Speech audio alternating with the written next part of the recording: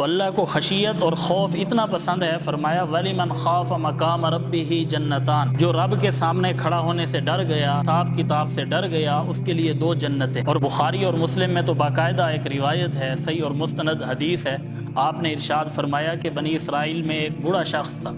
جب وہ مرنے لگا تو اس نے اپنی اولاد کو اکٹھا کیا اور ایک وصیت کی اور کہنے لگا کہ میں نے اپنی زندگی میں بڑے گناہ کیے ہیں، میں بڑا مجرم ہوں، گناہ گار ہوں،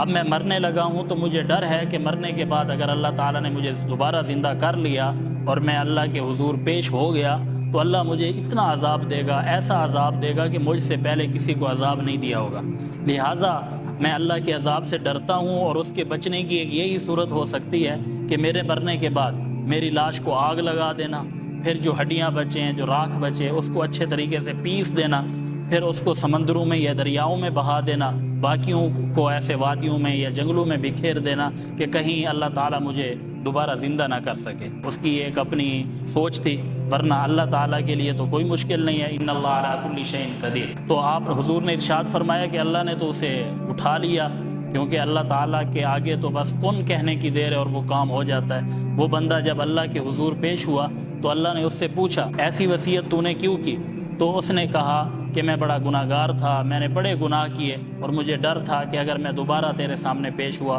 اور تو نے مجھے دوبارہ زندہ کر لیا تو مجھے عذاب دے گا، تو تیرے ڈر کی وجہ سے، تیرے خوف کی وجہ سے میں نے یہ وصیت کی تھی۔ تو اللہ تعالیٰ ارشاد فرمائیں گے کہ تو نے میرے ڈر سے یہ کیا تھا، جا میں نے تیری مغفرت کر دی۔ تو یہ ہے کہ اللہ کو خشیت اور خوف بہت پسند ہے، اور اللہ نے